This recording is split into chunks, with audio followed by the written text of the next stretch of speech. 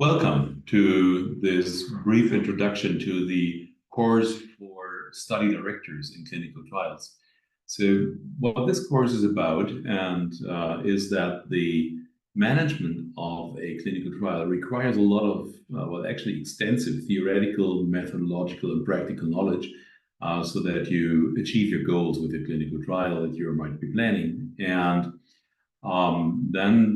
if you have that knowledge, then chances are good that you will be successful. So part of this is the legal framework and the biometric study planning. And then it extends to the methodology and organization of the study and what is a sponsor of a study. When it comes to sponsor, we always think of financial aspects, but that's only one part.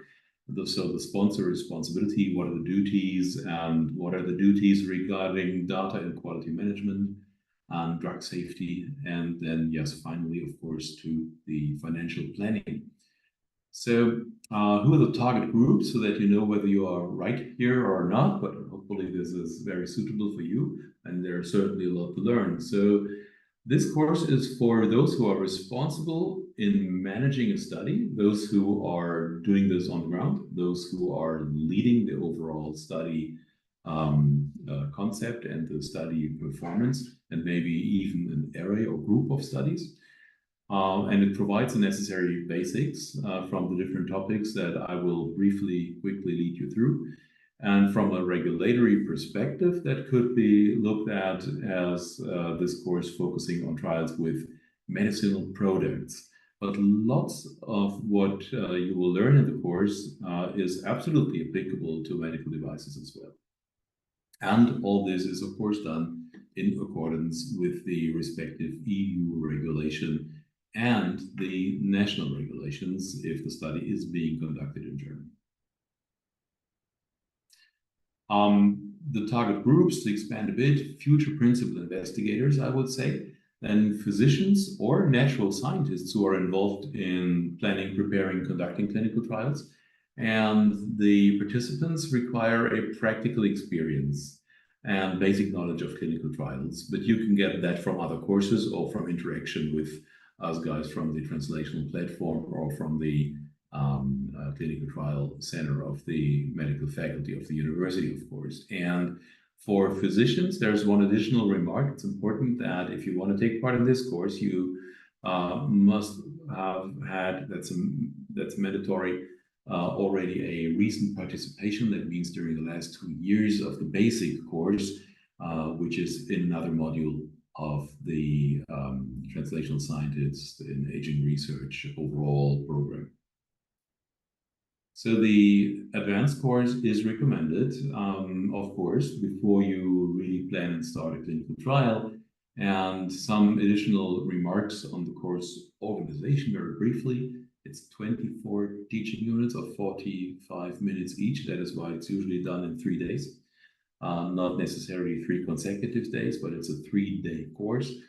Study planning, study realization, study completion, that's the 3 major parts. Study completion is a bit smaller than the 2 others. And then there are practical exercises and there's group work as well. And there is definitely sufficient room for interaction and discussion because you may already have an idea of what you want to do in the study and bring that idea with you and discuss to the extent you want to disclose. The qualifications of the course leaders, because we want qualified people to attend the course, so we need to in turn have qualified leaders of the course. The responsible course instructor has several years of professional experience in clinical trials, from idea to setting them up to conducting and successfully finalizing them. And the teaching itself will be carried out by specialists with appropriate knowledge and experience in their respective fields. So you will meet a number of experts from different fields, and that is what makes the course specifically worthwhile and interactive. So there will be an assessment of the learning success and at the end, and an evaluation of the course by the course participants, of course. We strive to improve the course whenever there is an occasion to do so. And that is then already at the end then at the conclusion of the course. And the the legal basis to start now with the parts that are covered by these 24 elements of the course. It starts basically with an overview of the legal framework conditions for sponsors of a study. You may not be the sponsor of a study because that usually is a legal entity, for example, a university or a university hospital or some other large enterprise. But they will, if they are the sponsor of a study, so your employer, for example, then they will ask you to take over some of the sponsor duties because the sponsor itself, as a legal concept, doesn't necessarily understand what you are doing in a clinical trial, but there needs to be interaction between you and the sponsor for, I would already say, obvious reasons, but that'll be expanded on then in the course. And some important keywords here are data protection, data transfer to third parties. You might easily want to work with a lab somewhere in another country. There are certain aspects that you need to know about. Within EU, it's pretty easy, but if there are third countries outside EU, non-member states, then it may or may not become difficult, but it's always something you can deal with. How you do that, you learn in the course. So you need to have a directory of all the processing activities, all the way to data archiving in the study. And actually, there will be a small X course on the criminal law consequences if things are not done properly. Or systematically not done properly, if you don't react to errors, etc. But that is, of course, something you would never do, and the instruments are, you can take them from the course. So the methodology of clinical studies after that unpleasant legal introduction comprise in some rough entities. That is the study objective, of course. Then you need a hypothesis, you need an endpoint. And while you may know what your hypothesis is, it needs to come in a form that has a certain operability, and that is an art in itself. But at the end of the course, you know how to do it. Then you have your endpoints. You do have your study design, statistical planning, highly important, all the way to the case number planning and determining the number of the participating trial sites. Determining how many do I need and how do I find them? And of course, highly important, how do I avoid bias in the overall clinical trial? Trial protocol would then, that part, start with how do I prepare a clinical trial protocol? What is the structure? There's a given structure. You should not deviate from that because it's very helpful to have that structure. You will receive templates for this during the course. And then there is the content that needs to be put into that structure, of course. Again, determine endpoints and target parameters. That is a highly interesting exercise, I would say. And it helps to really understand what exactly you need to ask your question, or the way you need to ask a question to then get the appropriate answer. You know that from other parts of life. If what you answer appropriately, you get a usable and useful answer to. Then there's, of course, a lot of approvals needed from the study director, it might be yourself, then all the way to the biometrician and the sponsor itself. So not the so as already expanded on from the university side in our case. And a specifically interesting part is, before you start a study, you need to know how you introduce changes into your trial protocol, because once it's running, you may learn during the study that you want to change something, you want to optimize something, and then how is that being done? A so-called amendment. There are rules for that, and that is very helpful. For the statistical planning, there is a separate part on that, of course. You would expect that, I guess, and this deals with different study designs, including when do I do an interim evaluation? Do I want a standard traditional design, or a sequential, or a more flexible, even adaptive study design, maybe even a platform study? All that can be learned here. what are the different ways and what do I need to think about when it comes to randomization, blinding of the intervention, so a study drug or whatever else the intervention in your study might be. And then the determination of target criteria, the so-called endpoints. But that's not easy, but it can be done. And if they are chosen wisely, then that's a big chunk of the work, and it's very, very helpful when actually writing the protocol for your study. Statistical test methods, of course, there it gets a bit more mathematical. One or two-sided tests. Do you go for superiority, or is it appropriate to test for non-inferiority? And what are the situations which design fits where? And the statistical significance tests, we all have done this already several times, but in a clinical trial, it might be again a bit special.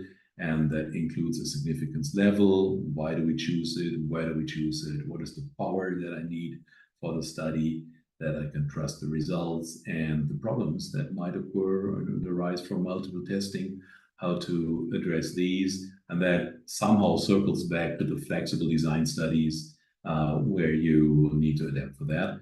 So, and in the end, cannot be emphasized enough, a reasonable case number planning. The project management of this big project of a clinical trial will be addressed as well with the basics of PM and control, time planning, setting milestones, recruitment planning for the study, investigators search them and find them and select them, then evaluation of trial sites. What do I need to know of these trial sites? And for example, about the track record, and you need a training metrics, and then there's of course a whole lot of confidentiality agreements might be suitable to put in place before you, or as a first contact with the sites, for example. And then which boxes need to be ticked so that you can finally launch a study center, get the so-called green light or approval for recruitment, which is of course an important milestone in the whole endeavor. But project management doesn't stop there. So it's all the logistics, plannings and shipping, and the registration of the study in the appropriate registries, and then the trial master file planning. That is a specific document or big file, ideally electronic, an electronic repository, and it has a clearly structured organization and table of contents, and where is it localized? All these things are the job of the project management to know that, and you are the supervisor for this, right? So then vendor management, qualification requirements, investigation of medication, provision of the medication, labeling, logistics, and the so-called investigator brochure that describes the actual medical product or device, or what is subject of your study, and the subject information or participant information, as we would rather say more appropriately. And of course, there's cost planning in there, budget relevant items. What are these? So after the course, you will definitely have your checklist where you will not forget, if you plan a study, to have all the budget items there, because if you forget something, then you are in trouble, of course, during the study.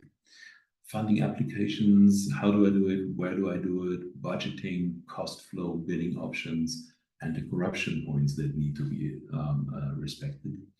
And then contracting.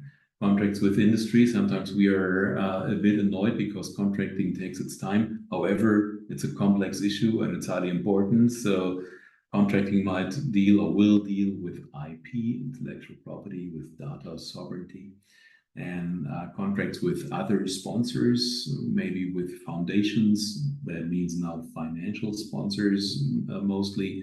Study site contracts is what you need, cooperation contracts, internal, external contacts with board members of data review committee if that is needed. Almost every time you need a data safety monitoring board, so you need to contract the members and tell them what they need to do and what they get in turn. and regulation of the responsibilities and the split of the responsibilities among all the parties taking part in your study. And there are some insurance matters, there is subject insurance, there is commuting accident insurance, there's professional liability, product liability. So a lot of things to think about, but so without a course, it's not fun to do a clinical trial. With a course, it's something that can be tackled, and it's a long list of duties, but you can tick the boxes one after the other. And of course, in the environment of the university, you do have a lot of help here and the experts who have done all this multiple times. So then ethics committees and authorities is another block. So what's the procedure with the ethics committee or committees? It depends a bit on the structure and nature of your study, who's involved. Then procedures with responsible state authorities, major amendments, what defines a major amendment and whom do I need to inform, whom do I need to notify, and notifications according to the German Drug Act are another little chapter in that part. And when it comes to patient information and declaration of consent, that is, of course, a core part of your study. That the patient or healthy volunteer understands what is happening in the study and what does that person agree to. So there is a certain structure of the patient information and consent form. There are, again, templates for this that you will then be provided with, and the overall preparation of the documents and key contents you will learn in the course. And the decision to re-inform the study participant, because not only during the study you'll learn, but there might be learnings on procedures in the study that come from the outside, from other people running studies. And so if there is a knowledge gain, then you may need to re-inform study participants. Imagine that there is new information on an adverse effect of a drug that you are using in your study. Then you need to re-inform the participants and renew that information and informed consent process. In the course, you'll learn how that is being done and what's the documents. The patient safety is another point. And for patient safety, there is sponsor processes that need to be delineated, and planning of the safety monitoring, preparation of a adverse event manual, specifically if it's a so-called serious adverse event, then second assessments that need to be done in these cases and when do they need to be done. And there's an annual safety report to be issued and an integration of the DSMB into the safety processes, and of course the ongoing safety monitoring. All that needs to be organized and needs to be in place before you can start the study. The other points that I'd like to mention are the planning and implementation of monitoring and audits. Because one thing's clear, you can plan for monitoring because you need to outline what should be checked either centrally or at the site, where a monitor, a person would then go in the delegated to go there by the sponsor and check basically whether the source data are identical with the data that were put in the database of the clinical trial. Some of these can be done centrally, others need to be done face-to-face on site. And it's reasonable, not only for cost reasons, to understand what needs traveling and what does not need traveling. What is the qualification of the monitors you can send? So there is certain qualification. And what are the qualifications of auditors? Because you may get an audit and then you need to plan for an audit, ideally before you receive a letter of an auditor who might be sent to your site or to other sites by either the sponsor or by some regulatory or other state authority. Let me briefly come to database requirements and data management, because that is something that is, of course, very closely related to the work of the monitors. So you need to during the study planning, you need to early plan what are the database requirements, because things that are set at the beginning in the database system may not be easy to change during the process. So early planning, thorough planning is key here. Then there may be points of hardware or software validation, but that is something that the sponsor usually would take care of and would help 99% of the cases. Then the CRF creation, you need to be involved with that.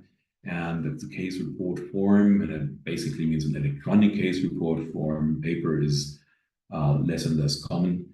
And maybe if healthy volunteers or patients document how they feel in these things, there maybe you might need paper, specifically if the participants in the study are not that familiar with electronic devices. So if you're doing aging research, that might exactly be the case.